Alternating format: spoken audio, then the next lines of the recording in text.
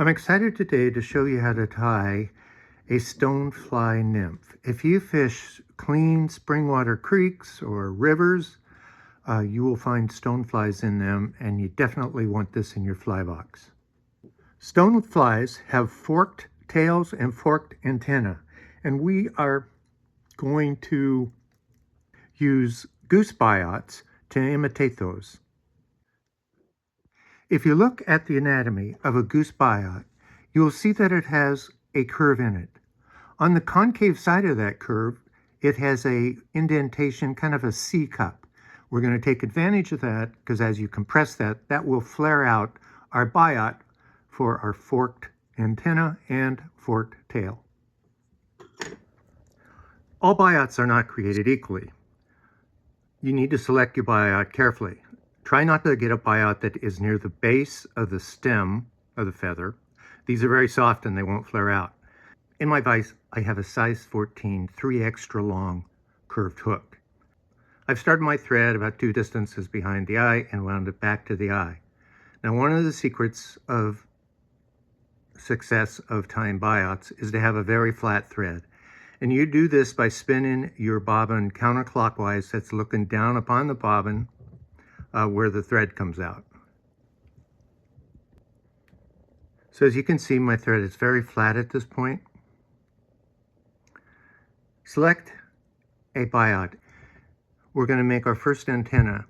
We want our antenna to be 1/3 the length of the hook shank. So let's position that. Okay, take a couple loose wraps.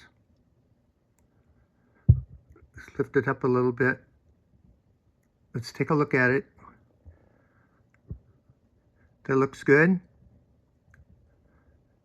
Take a very tight grip on it so it doesn't spin around the hook shank. Pull it, and take a few more wraps to hold it into place. Wind back to the eye, and let's make sure our thread is flat again. Take a second biot. Again, match the length of the other antenna. Make a couple loose wraps. See where we're at. Those look good. Take a tight grip on them. Pull, and then tie that down.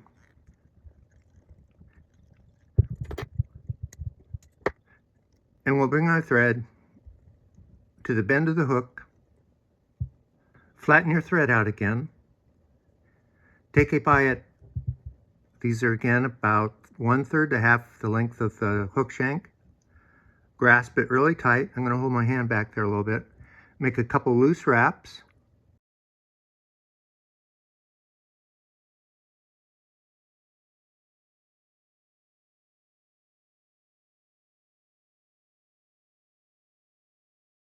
Let's grab onto it really tight so it doesn't spin on us. Pull towards you and finish tying that in.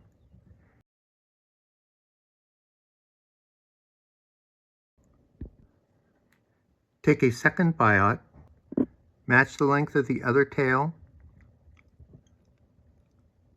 loose, flat thread, couple loose wraps.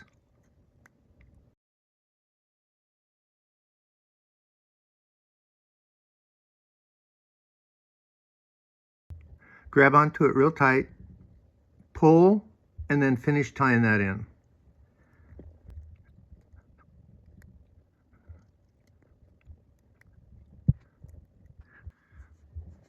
This is an example of where the tail didn't fork out as much as we like. Let me show you how to correct this. Place your finger against the thread, and then you want to go on top and then under that tail. And then continue wrapping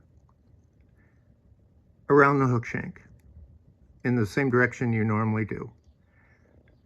You can see our tail forked out nicely. Now for the other side, hold it with your finger. You want to come up underneath the first one and then over it.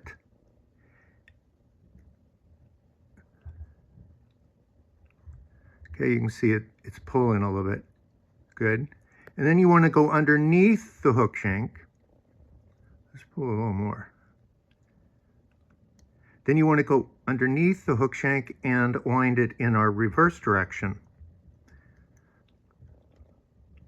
Take a look at the tail, see what it looks like. That forked out nicely for us. Now, my thread's going the wrong way.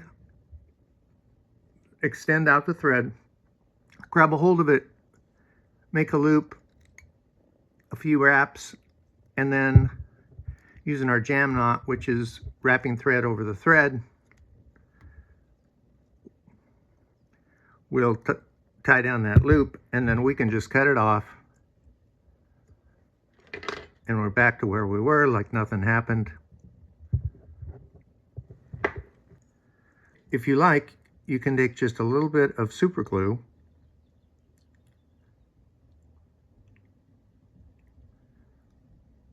and just touch so those threads and the tail bond together.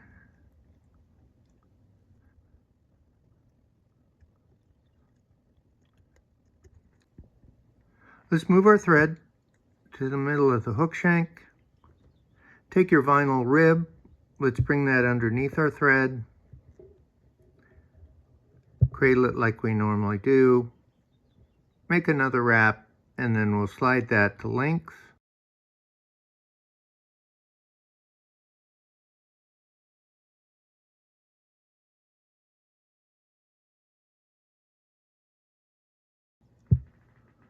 We're going to double body. Now I'm using a superfine brown. Superfine gives us a nice tight body, which is what is seen on stoneflies. We'll make a medium-sized tapered body on this fly, and we'll stop just beyond the middle of the hook shank.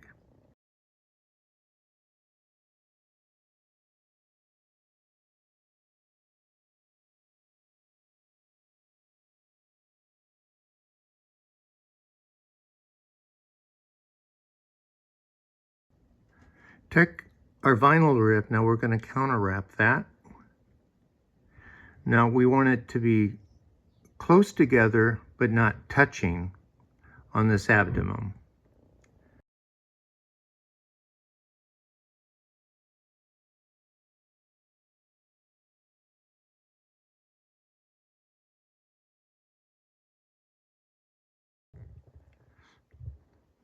And we'll tie that off.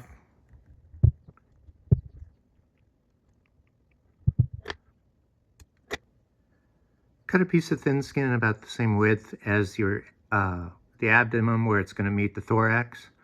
We're going to tie this with the dark side down. Sometimes it helps just keep the backing on there a little bit. It keeps it from curling and getting in your way.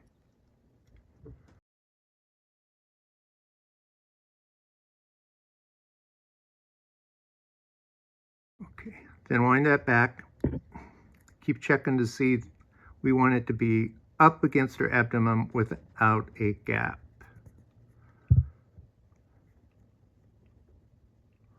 Let's go a little bit more.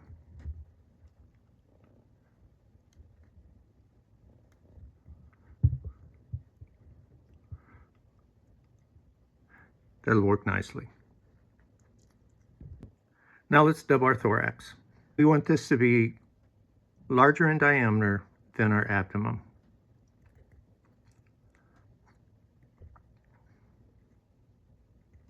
And we'll stop about a hook eye behind the eye of the hook.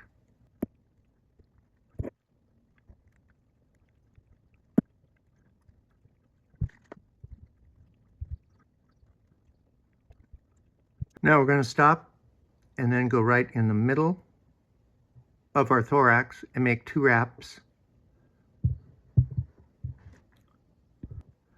Now we're going to put in our legs. And now is where you can get really creative with what you want to do here. These are pumpkin legs.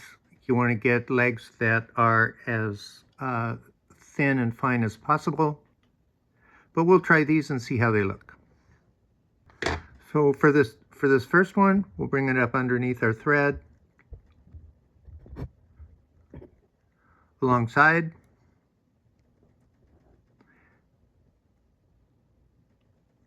Take a tight wrap.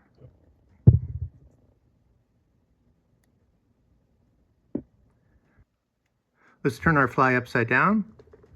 We'll bring this leg underneath on the opposite side, pull, and we'll tie that guy down.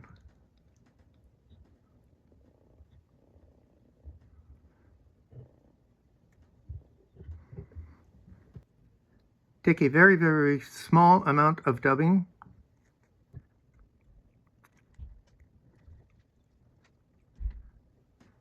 We're going to wrap over our threads. A couple wraps, then heads towards the eye of the hook.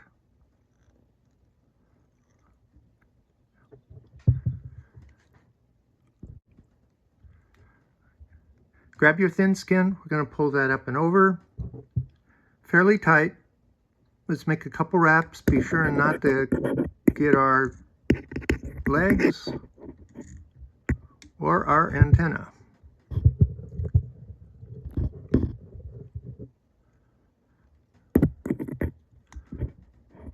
Let's double check everything. Okay. All right. Make another tight wrap on top. Lift up your thin skin. We're going to do a couple wraps underneath it.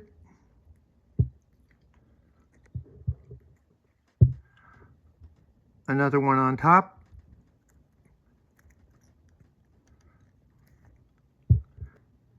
Take the point of your scissors, slide it down, give a good tug on your thin skin, use the point, and cut that off. We can wrap a little bit of a head now. All right, we'll whip finish our fly. We'll cut our legs off to about the length of the hook shank or more. The longer you have them, the more they wiggle.